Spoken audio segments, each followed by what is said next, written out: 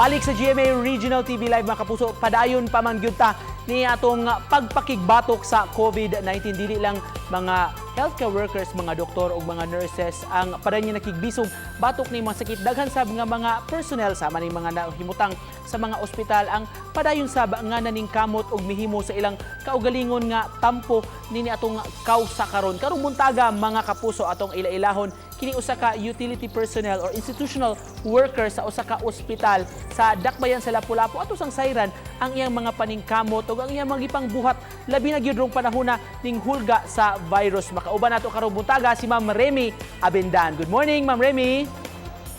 Morning, Sir Rino. Good morning, ma'am. Daghang kayong salamat sa pag-uban kanamo karong buntaga. Ma'am, can you tell us more about your story? Ma'am, unsay nakakadugay nga staff diha sa Lapu-Lapu City Hospital, ma'am, ug unsay trabaho gyud nimo? Ang akong trabaho diri, Sir, isip usa ka utility or IW institutional worker. So mo ni akong trabaho diri sa hospital, Sir. Isip tiglimpyo sa facility, Sir. Diri sa rooms. Tig-segregate sa mga basura, Sir. Labi na ron panahon na, ma'am, sa hulga sa COVID-19, ma'am. Wa ba ka na nakuyawan, ma'am, sa imong trabaho or padayon gyud gihapon ta nga mag-amping gyud? So, Sir, dili gyud nato na malikayan atong kakuyaw o kakulba sa atong pagpanarbaho aning panahon na, Sir, kay kami ang among gibuhat diri, Sir.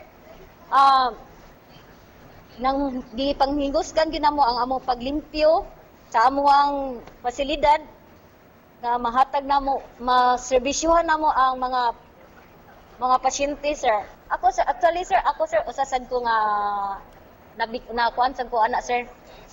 Usa sad ko na positive, Sir. Pero kaloy sa Ginoo na usa ko ka survivor. Ma'am Rem, can you tell us more about ano imong ingon ka survivor na ka sa COVID-19? Kumusta man tong imong kasinatian dihang nataptan ka, ma'am, nagpositibo ka? After ana, Sir, naka-survive na ko. Balik din ko duty kay para lang ko makatabang din sa mga pasyente nga nanghinanglan sa Sir ba. Sa hinanglan sa amuang serbisyo. So karong panahon na, ma'am, labi na tungod apa man gyud ning COVID, doble amping gyud sa trabaho. Yes, Sir. Kinanglan jud, Sir. Kinanglan jud ta mag-sanitize sa atong kagalingon kay dili lalim nga ma-positive ta, dili lalim nga ma-COVID ta, Sir, kay ang discrimination sa mga tao naa gyud na di ginamawa, Sir. Labi na atong pagkakuan ako, Sir. Ambot di gyud ko sakit sa akong kagalingon, Sir, nga di kayan gali tag tao, Sir. Unsay pasabot nimo, Ma'am Rem, sa likayan murag nakasinati gyud ka og discrimination, ma'am? Yes, Sir. Tinuod jud na, Sir. Di gyud nato kalikayan nga naa gyud mga discrimination sa mga tao, Sir, kay sa panahon nga pagka-positive na ko, Sir, na standby ko 3 days sa balay. Pagbutang nila og kuan sa kuha sa mong balay, Sir. Dito na nagsugod ang akong mga anak.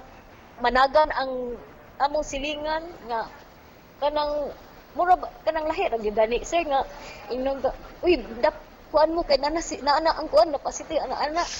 Mo na, Sir, nga sakit kay sa kuha, Sir, pero sa panahon nga naa ako diri, Sir, wa jud koy gidaganan nga pasyente, Sir, wa koy gikahadlukan nga atubangon ang mga pasyente dinhi, Sir, nga labi unsang sakita, wa koy gikahadlukan, gitabang jud ko ni kuan jud mi diri, Sir, nga makatabang mi sa pasyente, Sir. Moro gyud na ang ako diri sa pagpanarbaho nako, Sir.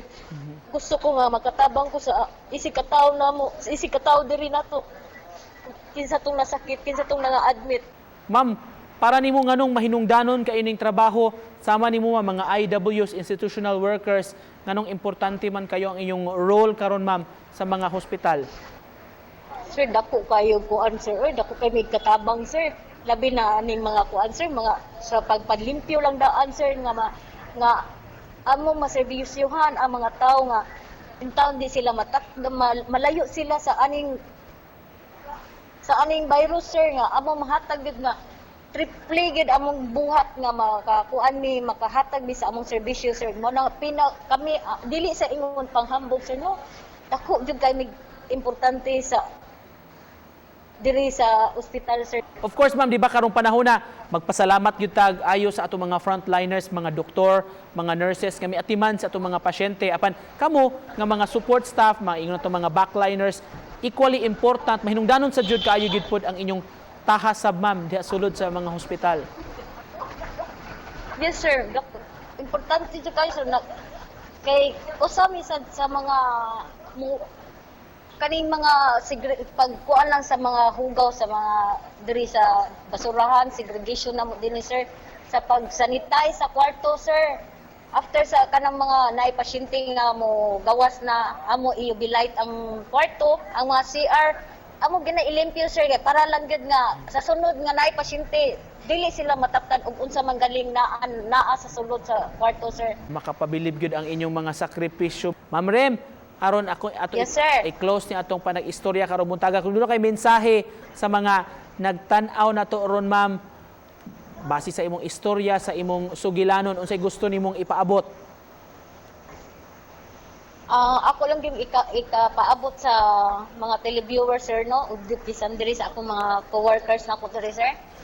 Tubli lang kita amping sa atong kagalingon, labi na sa karong panahon na wala pa kita kaybaw, wala kita kakita sa ato ang kontra na mukalit lang ta og kuan sa atong kagaling sa diri sa atong panglawas mo na nga kinanglan ikuan jud nato ni ato ang pagsulod sa mask, kaon og may saktong pagkaon, pahuway.